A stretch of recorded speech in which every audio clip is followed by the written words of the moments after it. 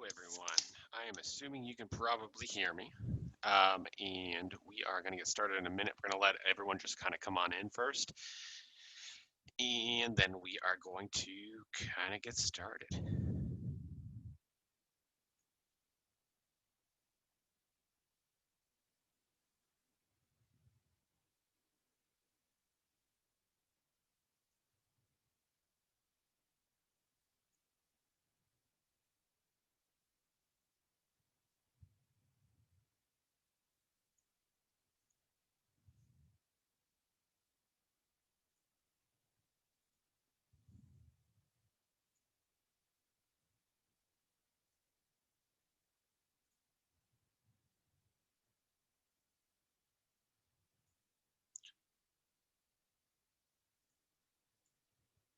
Good morning.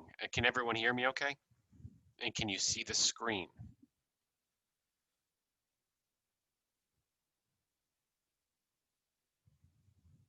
Perfect. All right, we're going to you can see me as well as I can see the screen. Fantastic. We'll give it one more minute just to make sure that we have everybody in here because there was a lot of people that signed up for this. And there's tons of panels going on, and so we don't want someone to miss out on anything. Um, but yeah, we'll have some fun today. I'm super excited. It's going to be kind of a little bit less formalized than what we normally do. And yeah, we're recording this and we'll put it up after as well, so people can kind of get some who aren't able to be here can get access to it as well.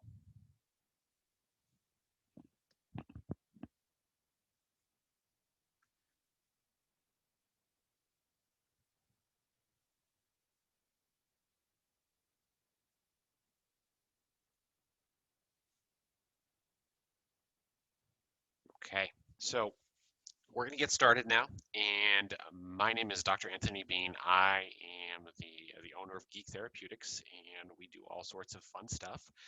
And we have tons of cool stuff that's coming out this year. We're super excited to be able to do a lot of these things that we are able to do within the geek community. Today's presentation, what we're going to do is the personality projection upon characters within geek culture. So we're going to go over a lot of the ideas behind personality projection, and then we're also going to go over a lot of other stuff within narrative therapy to kind of how we utilize this type of stuff a lot. Thank you, Sarah. um, so, a little about me. I am a licensed clinical depth psychologist. So, what we call is depth as in deep, so like Jungian Freudian psychology is what I'm very heavily trained in. I'm also a video game researcher and the executive director of the Telos Project, which is a thriving nonprofit here in Fort Worth, Texas. We focus on video gamers, family psychological assessment, autism evaluations, geek therapy, and other psychological therapy modalities that really help out the Dallas and Fort Worth area. Currently, we actually have 11 clinicians on board and we continue to grow.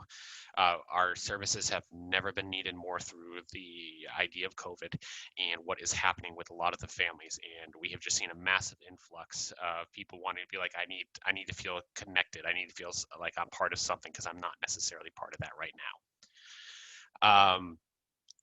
I hold a doctorate in philosophy, clinical depth, again from Pacifica Graduate Institute, and specialize in the therapeutic implication of video games, gaming, working with children, adolescents, and even adults in some kinds of depending on what's coming across my caseload at that point on like different character identification as well as character identification as a therapeutic technique.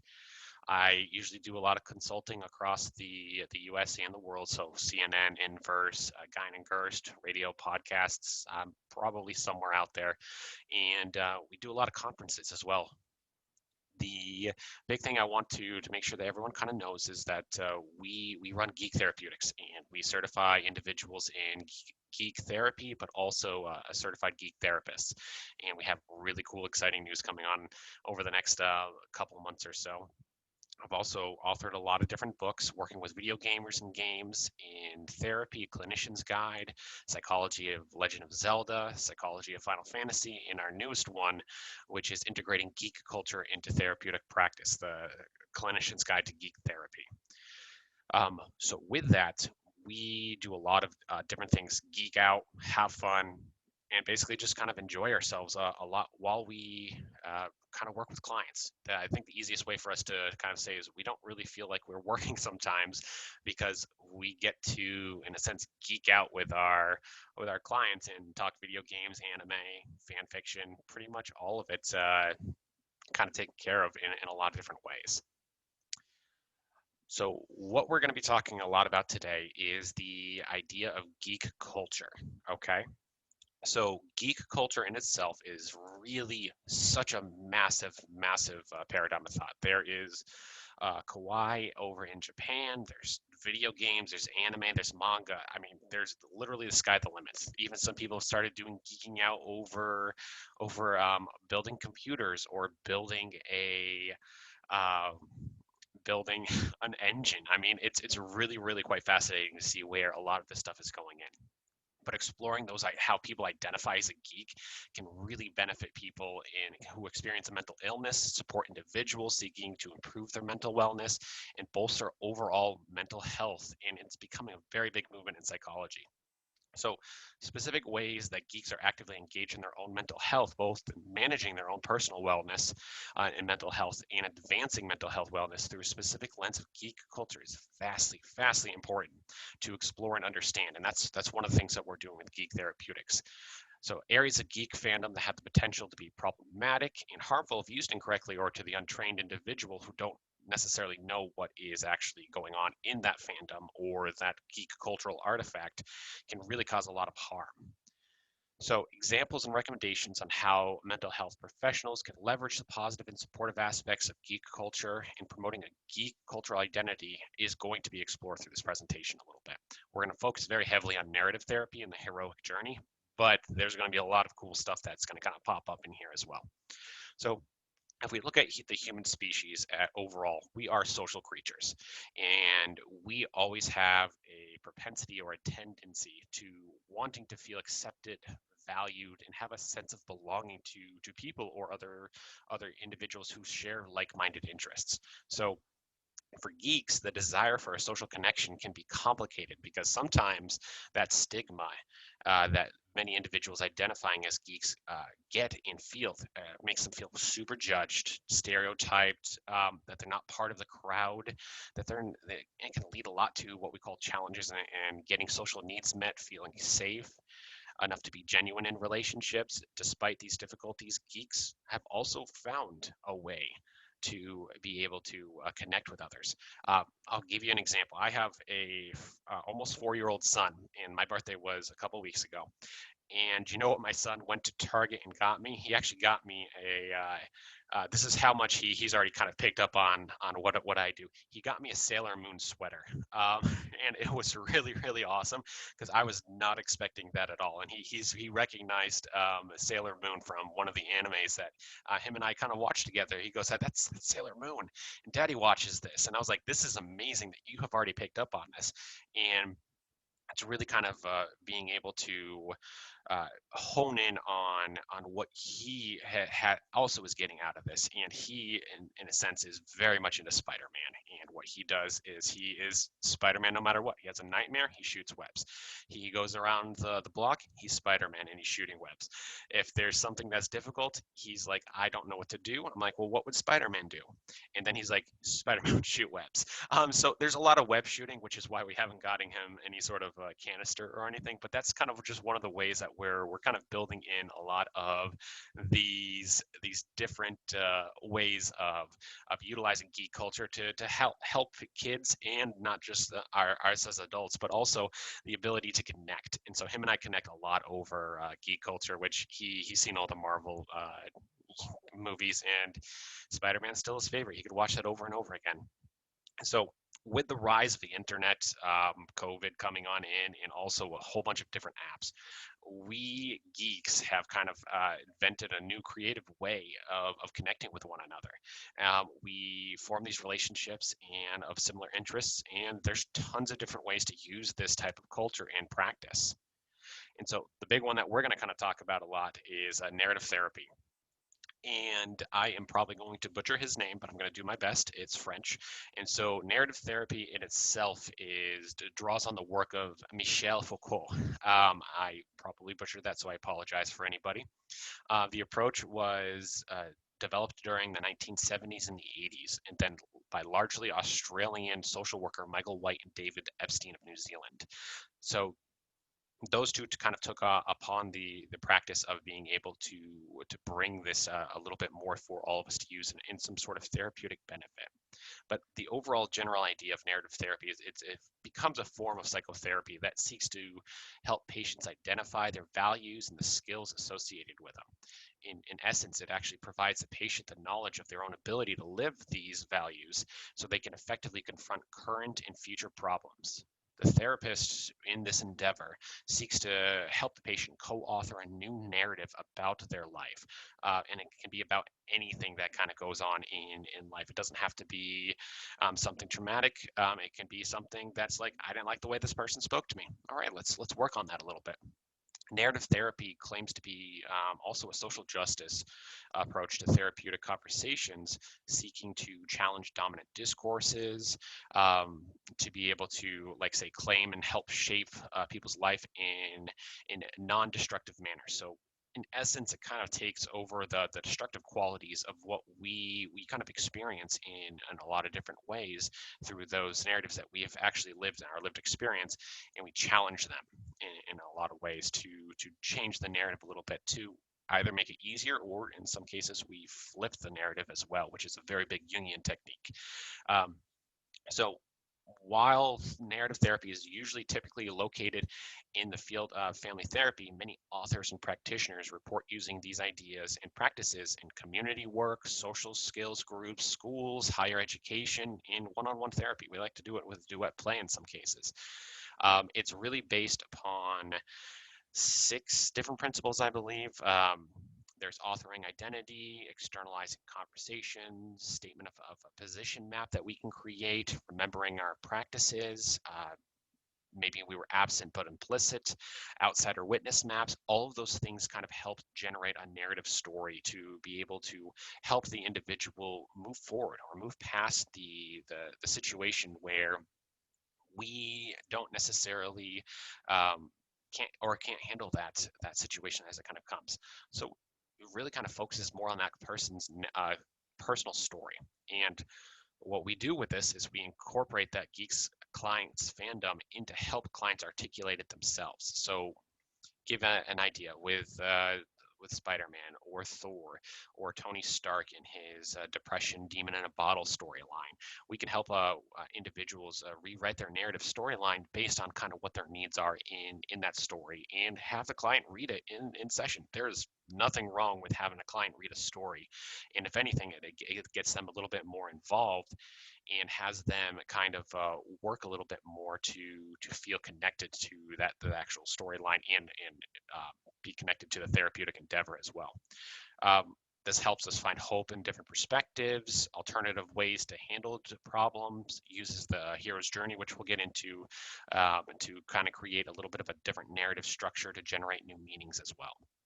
So narrative therapy is a wonderful, wonderful technique and is vastly, vastly needed in a lot of different areas. One of the reasons I really love this picture is because it really hones in on what clients can do with narrative therapy or rewriting it through a fan fiction sense. Literally nothing is kind of off bars on this one. There's lots of different things that you can do. You can put fictional characters through struggles and traumas. You can actually take the storyline of the show that you watched and reverse it. You can reverse genders. You can talk about different storylines, how these characters handle these types of things.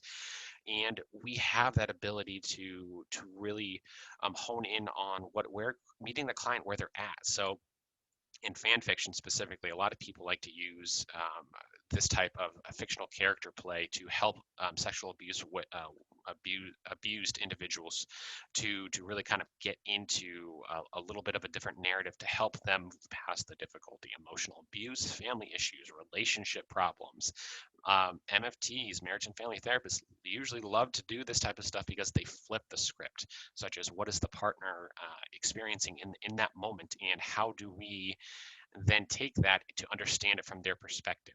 And again, that's kind of a very big Jungian technique is what if we do the opposite, such as when we do dream analysis and focus in on the dreams is yes, we've experienced the dream from this one perspective. I have a T-Rex attacking me in a building and everything, but what if the T-Rex in a sense is actually not trying to attack me but trying to keep me in the building because maybe there's a different danger outside. Maybe that T-Rex manifests as a way to keep me safe in a different way. That's kind of one of the things that we can do when we flip the script a little bit. And when we've been seeing a lot of children exploring their own sexual children, more adolescents exploring their sexuality a lot, and this is a wonderful tool to have them experience the other side and to be able to write about it. And it's like, what would it be from this gender? How do I feel connected to this, and do I still feel the same way? That's not for us as a therapist to decide. It's for us to help the client really understand where they're at and how do we get them to really hone in on what their needs are in that moment. So confronting fears, anxieties, dealing with family relationships, identifying wants and needs that may be unconscious, and healthy healing from past traumas is a really good way of fictional character play. So we use these different storytelling methods to help tell a different story and help the author rework their own personal narrative. And one of the ways that we actually do that is we actually have to have them project upon their character. I know it's crazy, right?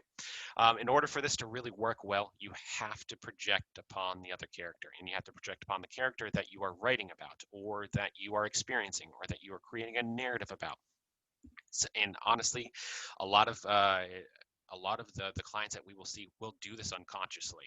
And the reason that they bring it into us is because they're already immersed within that storyline. They're already immersed with that character's plot line. And so it's not that hard for us to just push it a little bit more and be like, what would it be like for you to be Spock? What would it be like for you to be Captain Kirk in this situation?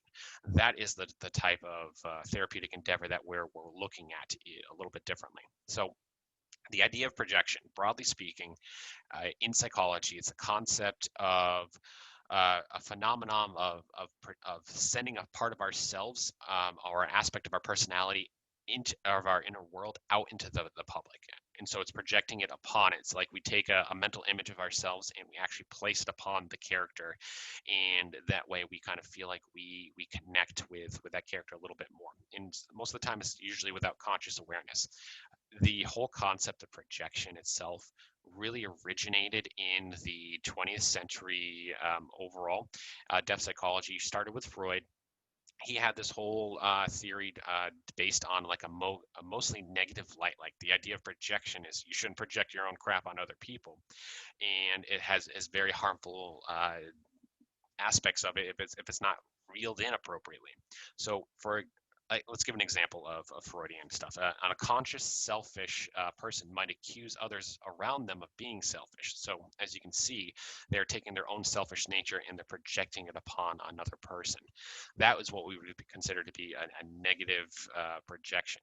It's something that we then have to reclaim that projection and say, oh, maybe I'm actually the one that's selfish here, and I need to take a little bit of a closer look.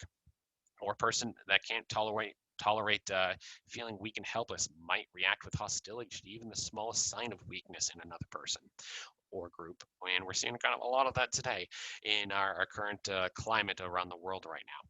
So this concept from Freud was seen very, very much in that negative light. And it wasn't until his protege, Carl Jung, came around and actually flipped the script, aka Jungian psychology. He actually created a much more expansive nature of this concept of projection, suggesting that it's everywhere in human life. It's not just projected to when we interact with other people. It's we project onto objects, we project onto to screens, we project everywhere, and that it's all basically. I think the quote that we have written down here is all the contents of our unconscious are constantly being projected onto our surroundings. Think of it as kind of like an invisible tentacles just always touching everything around us. Unless we are possessed of an unusual degree of self-awareness, we shall never see through our projections. So what he is basically saying is, since we're projecting everywhere at any one time, we have to be able to reclaim those projections. So to take our unconscious ideas about ourselves and the world's constantly flowing all the way around us from being projected, and be able to reclaim that, we have to understand that this projection itself is a kind of bridge between the inner and outer worlds. If we focus on that aspect as a bridge to different meaning, it means that we're still connected to this projection, and that's okay, because that means that we can accept that maybe it has some negative faults, but it also has some positives. In the Jungian conception of projection overall, we believe very, very much that it can be beneficial and destructive at the same time. But we also heavily believe that nothing can be created without being destroyed at one point as well. Nothing new can be created without destroying something else. That's the kind of the nature of the law. And because we project all the time, human relationships begin with a significant amount of projections at the starting when you're first born. That's objects relations theory. We're not going to get into that a lot, but the real secret to kind of like making this work in union theory, at least, as with the times, we must learn to withdraw the projections and understand why we maybe possibly projected them ourselves. And to understand that, we have to be able to recognize it. So the example that I'm going to bring in, which is one of my favorites, some of you probably already know, Legend of Zelda, is Link. It is a fantastic game. If you haven't played it, you should play it. Your clients will love it. There's so much symbolism within the game, and so much ability to utilize it as a narrative aspect. It's absolutely amazing. I use this game a lot for personality projection, because a consistent feature of Link has always been that he is a silent protagonist, and that he doesn't actually speak. And the reason that they actually had this happen, was because the creator of the Legend of Zelda, and Link specifically, wanted people to project upon Link as their own personal hero. It's also one of the reasons why, as he kind of goes further and further and new games come out, he becomes more and more androgynous.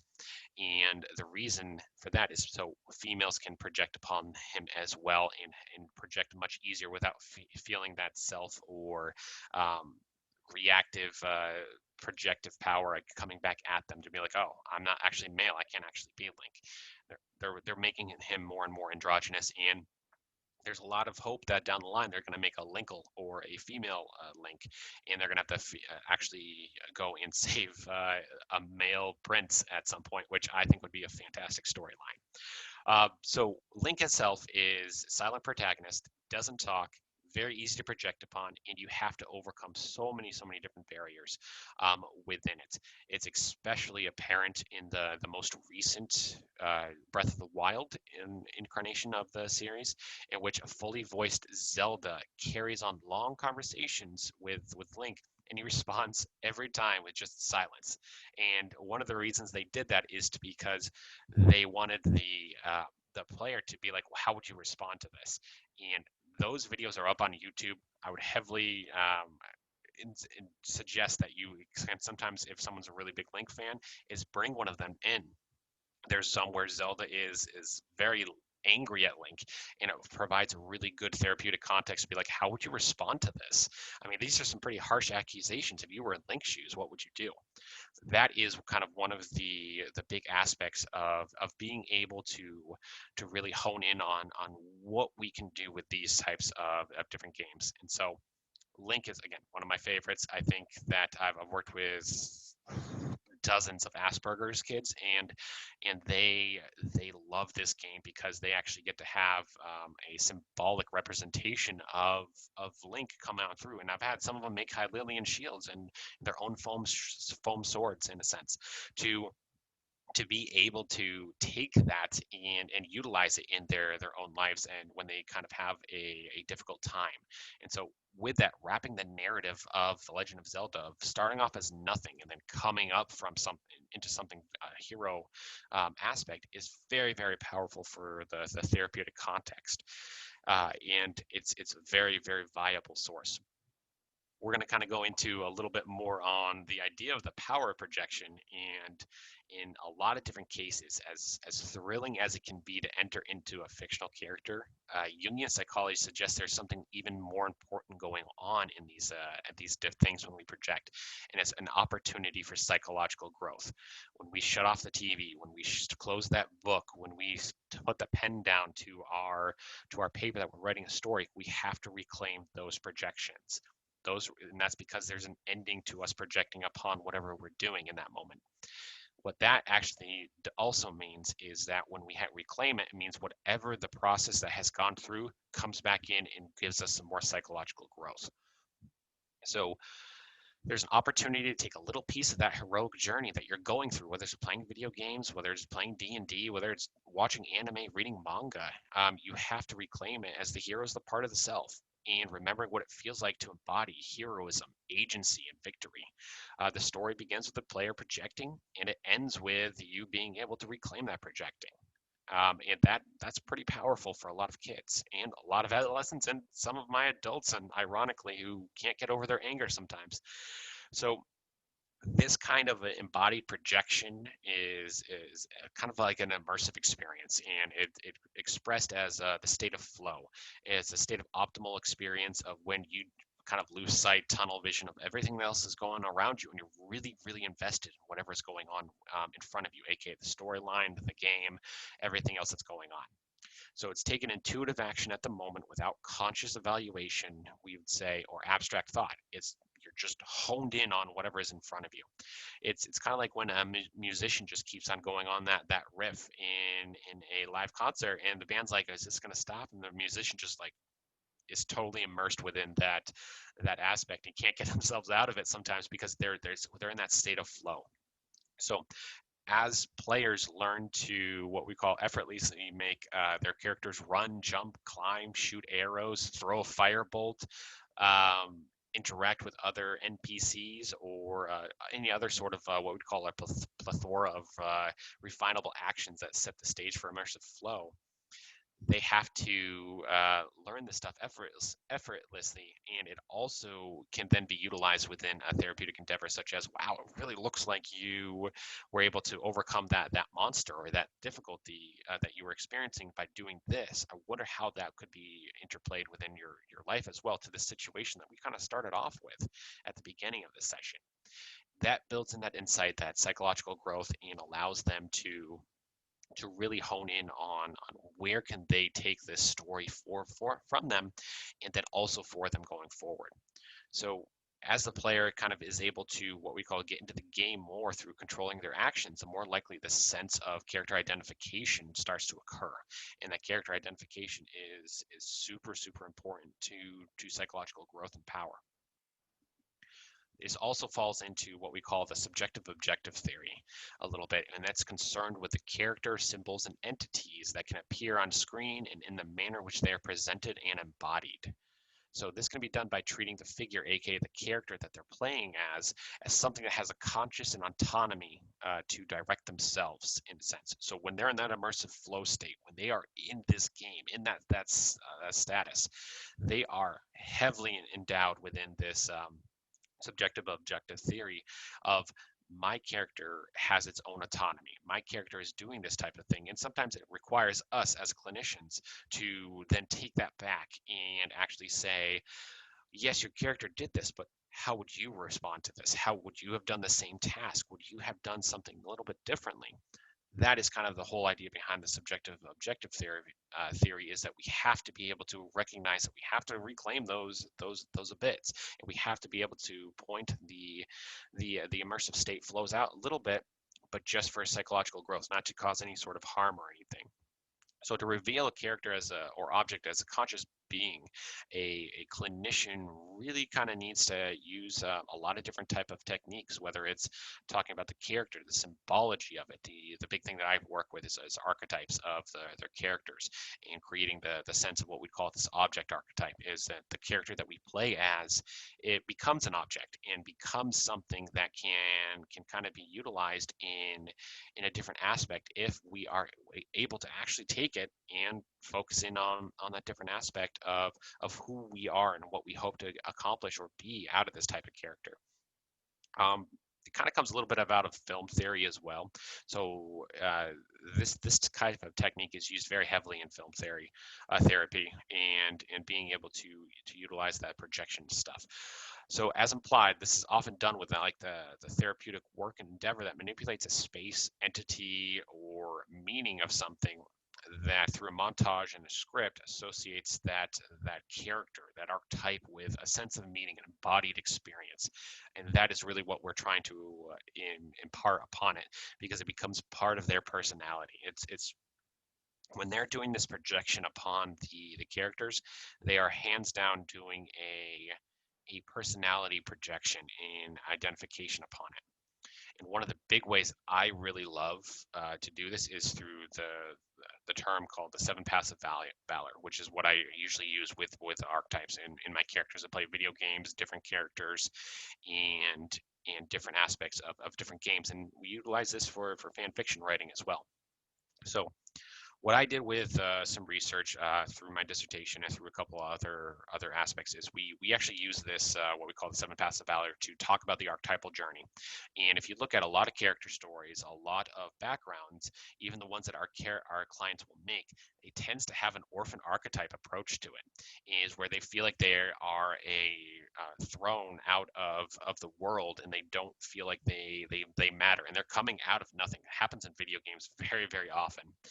And that's the pull that we get it into, because we connect with that orphan archetype, because at some point in our lives we all have felt like ostracized, we felt like on the bubble, we feel like we haven't been able to really, I would say, feel connected to other people. And that is what we call a very painful internal wound in ourselves, and we all connect to that when we see someone else have that similar internal wound, whether it's through a storyline, whether it's through a video game, whether it's through that narrative experience. We connect with it on a deeper level than we probably are most likely aware of. So in that type of aspect, we then utilize these different archetypes to then overcome the storyline in the narrative journey to understand ourselves. And what we tend to do is we choose a different way to become the hero of our own storyline, whether it's through the warrior, the healer, the rogue, spellcasting, ranger. There's all sorts of different aspects that kind of come into play that hope to basically bring us into the narrative closer. And through those different archetypal beings, through those different archetypal essences, we actually journey through that game or whatever we're playing in front of us in a way that feels like we are competent, autonomous individuals that can take on anything. There's nothing that can actually hurt us. And that's really great for a narrative journey, but it's also important to know that when we become that hero, we actually have to look at our journey of what made us into this, what kind of happened into create us into this aspect. So usually I go over the idea of Link from Legend of Zelda in here, because again, he's my favorite. Starts off as the orphan, usually goes through three of these different paths. The warrior, the ranger, and the spellcaster are the three main ones that he tends to go through. And he does that through different trials, tribulations, and gaining magical power, fighting either bareback on horse or fighting by sword and shield. It all kind of depends on which way you play the game. There are some people who tend to do a little bit more of ranged attacks, and or some people who just say, screw the bow and arrow, I'm not going to use it unless I have to in a dungeon, and I'm just going to go full frontal assault into all this stuff. And so everyone kind of utilizes these archetypes a little bit differently, and it's really important to understand where we're going to kind of come from that orphan archetype a little bit. So common culture obviously connects that orphan archetype with a child or children who've lost their parents, been abandoned permanently, figuratively, or literally, without the ability to care for themselves, and they're considered to be like what we call dregs of society. And this is a super sad picture someone drew for me for one of my books, and it wrenches at your heart pretty heavily, I think, because it's this kid with a messed up teddy bear and doesn't look like he has a lot to kind of go on with, and it's just out in a rainy, cold night. that's kind of a little sad to think about it. And so society tends to think them as like underprivileged. They're dregs of society. They're cast out. We've seen this throughout historical history of the idea of gypsies are the ones in the UK. Over here in the US, it's considered the homeless, and that those are what we'd call people who are feel like they have a very strong orphan archetype. For people who haven't had those experiences, what this actually tends to look like a little bit more is reawakens that internal wound of that Jungian psychology, of that wound of ourselves from our childhood. Of maybe there was a time where in a clique in high school we were pushed aside, where we were told that we weren't good enough to be a part of something. We didn't fit into something. It's not that we weren't; it's that someone was keeping a gatekeeping attack on us, and that in itself is very very difficult, I think, to handle if people can't recognize that their internal wound is being activated. That's where that orphan archetype kind of comes on in. And also our hero's journey, which is where that hero starts off is it always starts off as the internal archetypal orphan. And so the hero's journey in itself is very very powerful for our kids, our clients, and everything else that kind of comes our way, even for ourselves in a lot of ways. So the idea behind it is it's based in myth, and the main myth is considered a monomyth. Our one individual myth is, what is our myth for our story? How does it kind of come into play? The hero goes on an adventure, victorious in a decisive crisis, and then comes home changed or transformed. The wonderful thing about this is the reason we have Luke Skywalker up there is because he is the embodiment of it. And actually where this monomyth kind of comes from, James Campbell actually was really good friends with the directors, Spielberg, on this, and being able to, and George Lucas as well, and being able to you talk with them about the storyline and how do we actually utilize this stuff, from the refusal of the call to become the hero, to be able to hone in on what do we actually need to focus a little bit more on. So Campbell used this monomyth, what we'd said, to deconstruct and compare religions in a sense, but he also did it and utilized it in a therapeutic endeavor at the end. So in his most famous book is The Hero with a Thousand Faces. It's everywhere. It's always being reprinted. It's a fantastic buy and purchase to get. I would highly recommend it. He describes the pattern of it. Actually takes into 17 different aspects. There's literally, you could spend about 3 hours just deconstructing the whole idea behind it, and yeah, we're not going to do that here because that's a lot to do. But the basic idea of is a hero ventures forth from, like, say, a common day into a region of supernatural wonder. Fabulous forces are encountered, and a decisive victory has to happen. Your hero comes back from this mysterious world, changed and with the power to bestow boons on his fellow man. So those 17 stages of the model myth, not everyone always uses those 17 stages, and you don't have to in clients, because it's really about these big ones, such as the call of the adventure, to the supernatural aid, to the refusal of the call, to what happens when you refuse that call. There's actually all of destiny in a sense points you in that direction, whether you want it or not. And so that really is important to take into consideration, is that if something keeps let's say with our clients, if something keeps coming up over and over and over again, likely we would kind of say that is an aspect of ourselves that is asking us, it's beckoning us to look at it a little bit closer and say, how can I know myself a little bit more? So the three things that I really want you to know about this is these are really kind of all 17 are based into three acts, such as the departure, also known as the separation, the initiation, also known as the descent into the underworld, and then coming out of it through, because you have to descend into nothingness in order to be rebirth. Again, remember that you can't create something without destroying something. So you have to destroy your idea, your image of yourself, in order to recreate another image. It's the same way with how it works in a lot of different areas of our lives, in our narrative therapies, or in Jungian psychology or Geek Therapy. We have to destroy what is currently and present in front of us in order to actually create something new, a new storyline. So, in the departure, the hero protagonist basically just lives in the ordinary world and receives a call to go on the adventure. Okay, hero is reluctant to fall. It's called the refusal. Then comes the initiation stage, where the heroes traverse into the threshold, comes down into what we call the innermost cave or the central crisis of his adventure, and he must undergo that ordeal in order to overcome and go over, like I believe that the term is an apotheosis, and gaining his reward, his new spiritual sense of self, his new narrative, and then he returns and brings that to the rest of everyone else. So Campbell's approach has been like widely received. A lot of people in psychotherapy utilize this and really focus it a little bit more on how can we use this within a therapeutic narrative to also bring our clients out into different aspects of ourselves. And so from 1980s until now, it's still very, very prevalent. And once you read about this, it's really, really hard to watch shows and not see what they're doing and kind of like anticipate what's going to happen next, because you start to see the entire hero's journey when you go through it.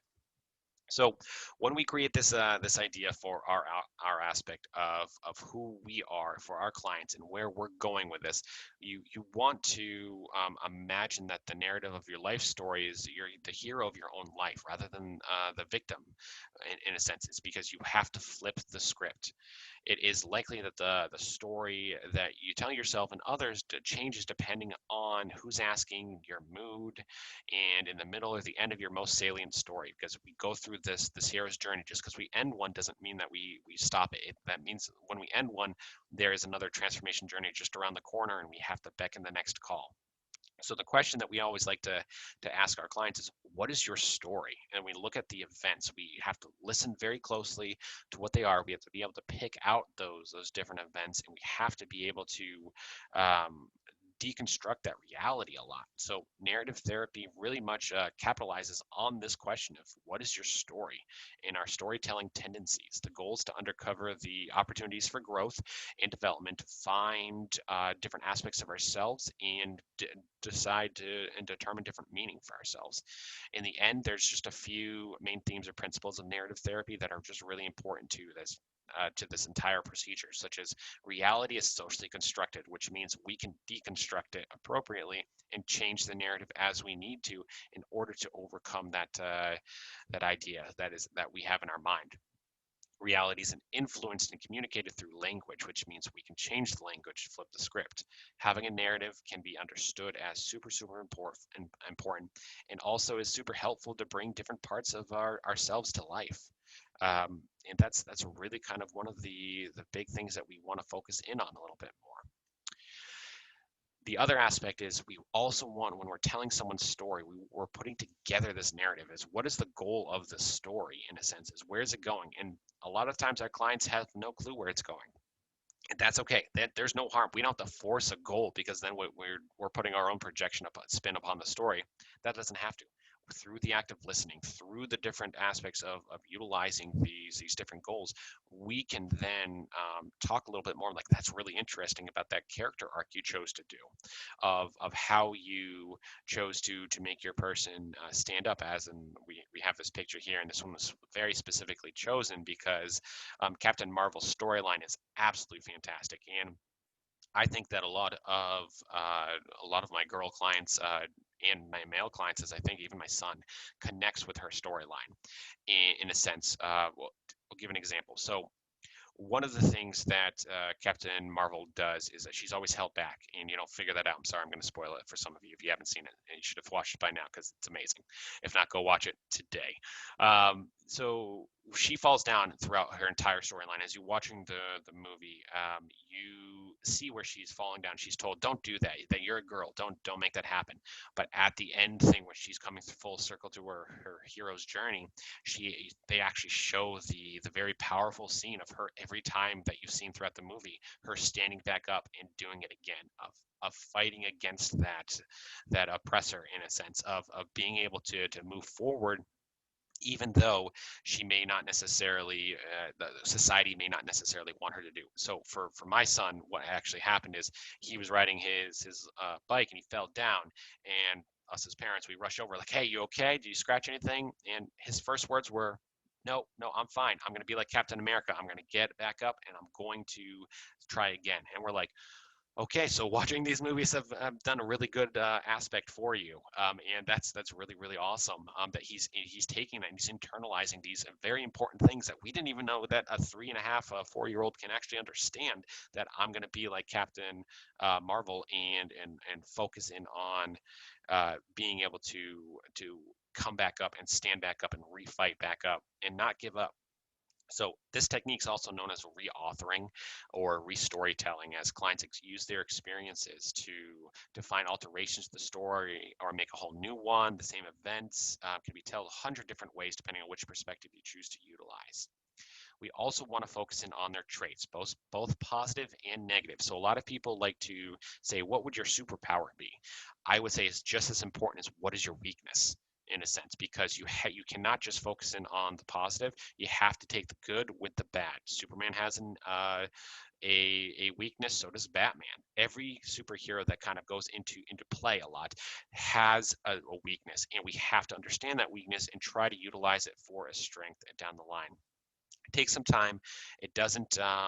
It is not always the easiest, but it can be done in a lot of different ways. So the important thing is that every time that we talk about these different superheroes or these different aspects, we have to also look about at the other side, the undertow, the negative, the shadow aspect of what we call in Jungian psychology to really focus in on what is that meaning about the storyline, the superpower. Why did you give yourself that? Is there something different about that? Is there something not necessarily different about that?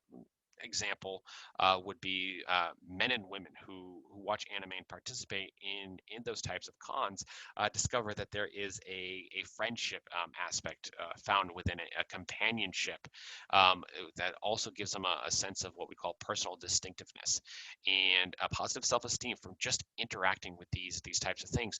But when, let's say, we would use fairy tale, the anime fairy tale at the end, or Black Clover, even at the end of his stuff, Asta and Black Clover has to overcome his own shadow side in order to defeat the actual devil. And in fairy tale, um, the main character has to actually overcome his own demon like tendencies, but he can't do it without a family supportive growth being able to kind of take into play and being able to focus in on that aspect of like, yes, they did these wonderful things and they were super strong, but they also had to overcome their weaknesses. And so how do we utilize that? And if you were in this person's shoes, how would you then react in this type of idea? So all of this kind of comes into the idea of the restorytelling, the reframing of it all for everyone. Techniques is a little bit complex sometimes, but it's vital for the storytelling aspect of personality projection and narrative therapeutic techniques. It involves changing one's own storyline, flipping the script, such as what if Batman wasn't a good guy? What if he was a bad guy and the Joker was actually the good guy and cracking jokes at Batman? What would happen? How would that look like? What would happen to Gotham and that stuff? We're not limited to just the storyline we're told. We have unlimited storylines to be able to utilize in a lot of different aspects. And these questions that we pose to our clients create that growth, that critical thinking skill, and that ability to really hone in on what do we need to focus in on with them a little bit more as well. So it may sound like we're avoiding a problem sometime, but it's actually just reimagining the problem. Overall, what seems like a problem that arises actually can be a solution. It's an invitation, what we'd kind of say, to look at the perspective differently, to be able to think about this from a different perspective of a different vision, such as like a different camera angle. How do the people around you kind of view this coming into play? How do you view this, and do those types of ideas of self actually merge somewhere, or are they being seen differently? And that kind of helps us understand a little bit more of where do we possibly need to reframe or retell our story a little bit. So as a therapist, we can introduce these by just encouraging our clients to just pursue new storylines. It's absolutely amazing to be able to do this. And with that, we're right at time, which is perfect because I had no clue if I was going to go over on this. But if you guys want more types of training on this, pay attention to what we're doing. Like us on Facebook. You can just search us at Geek Therapeutics. We have a lot of things that are going to be announced over this next 3 months, and we just haven't quite done that yet. There's tons of different trainings that we do. We certify the Geek Therapy therapists, and we definitely hone in on making sure that we can utilize this stuff for the better good of everyone. And if you need CEs, we're APA accredited for live and home study and NBCC, and we should have ACE sometime early next year, and a couple others as well. So we're actively trying to basically give the field of geek therapy teeth, in a sense, so it doesn't just be seen as like, oh, it's over there. Yeah, people are doing that. No, this stuff actually has like a really good balance and important aspects that we can kind of utilize a lot as well. And so with that, I actually want to open it up to if you guys have any questions or anything, then I'm happy to kind of go and answer some questions while we have some time, because I got nothing else to do right now except do this. So please ask some questions.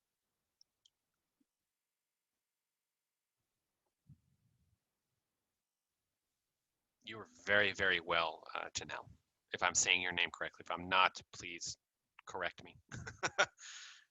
I tend to butcher names a lot. Neil. Okay. Okay.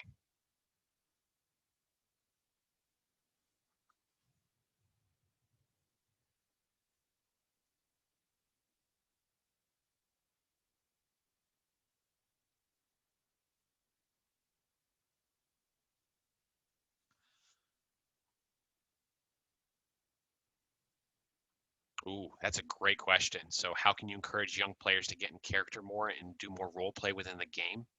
So, let's say the thing that comes to mind for me is D&D, and one of the biggest things with D&D is sometimes our people will clients will go in and say, well, my character does this, and we immediately we without like stopping or missing beat, like, oh, cool, your character does that. What would you do? How would you do that? And one of the things is, well, I'm not playing this. I'm my character is like, yep, your character would do that, but what would you do in this aspect?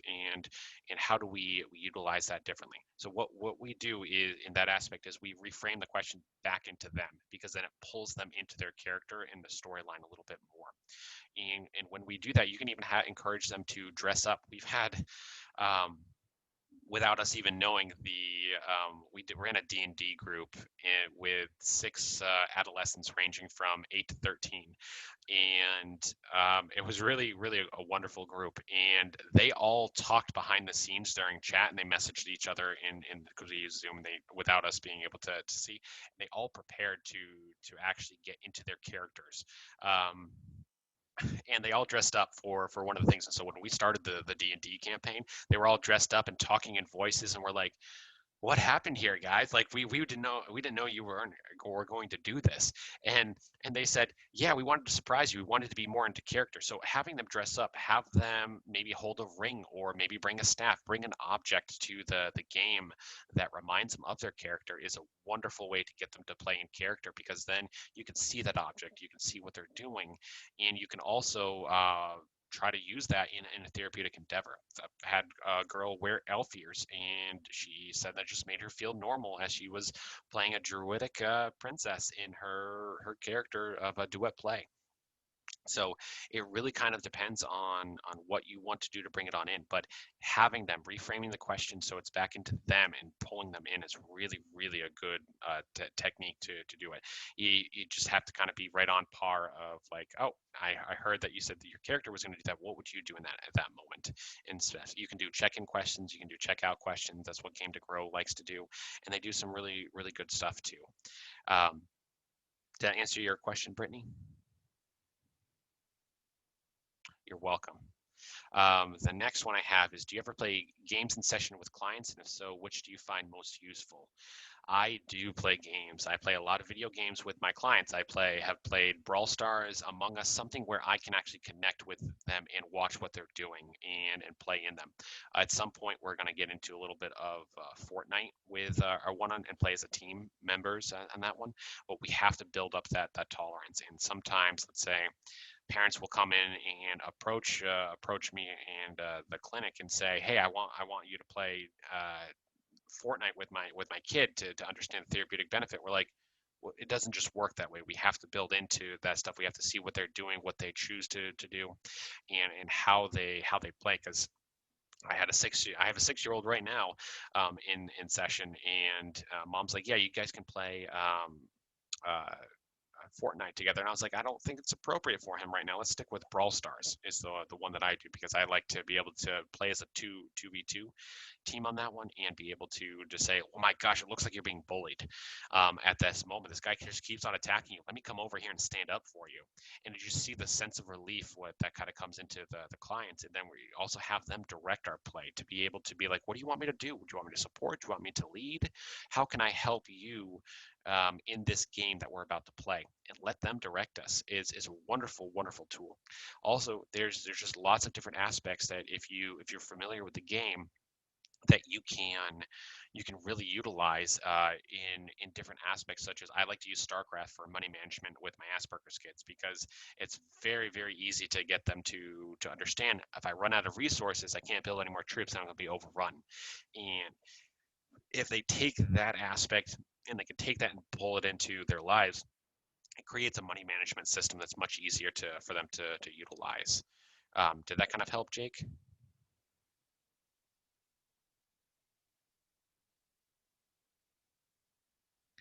And kind of play on that one a little bit more, is I also like to I choose the games based on kind of what the client's needs are at that moment.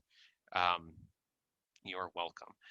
And the next question is, what are some interventions you would use with a resistant clients, such as the hook or the buy-in? So that to answer that question, I kind of have to know a little bit more about what's the overall arching goal. So if it's self-expression, then we would utilize a more projective type technique of a game. I would probably utilize a Link. I really like Link.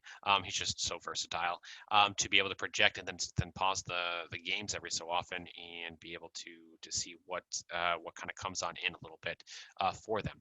But when we have that resistant client, we have to try to meet them at where they're at. And so, if a good question to kind of start off with is, what games do you like to play? What ones did you want to do? How do you want to utilize this? And like, can you show me how to play this game? One immediately usually lets them light up, and they're going to teach you something, because I can tell you right now, we don't know all the games. There are tons of games that are out there, and they're either the popular ones such as Ticket to Ride and Settlers of Catan. Fortnite, all of those ones are very popular, but there are niche ones that are out there that are super, super beneficial as well to kind of help people bring in. And some people like those ones a little bit more. Um, and to be able to bring that in and have a therapist see that you are actually really interested in what they're doing is so transformational, and it immediately hooks them right on in. And I like to always go and have them teach me a little bit more, even if I know the game a lot. I have them teach me. So I'll give an example. I've been playing Among Us for a while now, and I know a lot of the tips and tricks to do that. And I have a 15-year-old who I pretended to, like, oh, I don't know what I'm doing. What do I do? And so he was like, oh, are your letters red on your name? And I was like, yeah. Why? What's going on with that? He goes, oh, you're the imposter. Blah blah blah. And he kicked me out. He got me kicked out on the imposter. It was super funny because I'm like laughing on the inside. I'm like, I already know what's gonna happen, and this is fantastic. But he got such a joy out of making me the bad guy and expunging me into space, that it was super, super healing, because it felt like he was very in control of the situation. And when we checked in the following week with his parents were like, he just seems different this week, like much more confident, much more assertive of what they're doing and how they can help out. And that was just me playing Columbo on a game that I already knew how to play, and him baiting and switching me in the game and me purposely falling for it. It just kind of gets them to interact and make feel a sense of confidence. Um, so the next question is, um, done by Tennille, is what do you know about video games used specifically for therapy? Is there a place to learn more about that or research on that? Yes, absolutely. My main specialty is video games, and so I actually have a book out. I don't see it around my desk right now at home. It's called "Working with Video Gamers and Games and Therapy: The Clinician's Guide." That one's on Amazon, easy to do. We also have our new one, "Integrating Geek Culture into Therapy," that came out, and it's on Amazon as well. We we have tons of different courses on how do we utilize video games in therapeutic context, and the research on it is always kind of coming out and working a little bit differently. But I would probably recommend that you would probably check out the integrating geek culture into therapeutic practice, a clinician's guide to geek therapy, because that's going to start off with the whole ideas of what we do as projection. There's a Zelda idea in there. There's a whole bunch of other stuff as well that really kind of comes into play and helps us understand. There's also D&D, there's anime, there's supplemental topics such as Gamergate, which we felt was very important that clinicians understand what Gamergate is, and we actually had a researcher write that chapter. And so, yeah, it's it is amazing to see how a child could use his power can increase confidence. Yeah, that is the book. It's super fantastic and really awesome. Um, I know you guys probably have other things you want to probably see, and I don't want to take up much more of your time. But if there's any questions, don't hesitate to reach on out. We're always happy to field questions and check out what we're doing on Facebook. Just search at Geek Therapeutics, and you'll find us on all social media. All right. Um, thank you all so much for coming on in, and you all were awesome. And you are more than welcome, Brittany. You are welcome, Nikki. I recognize some of your names now. You all take care, okay?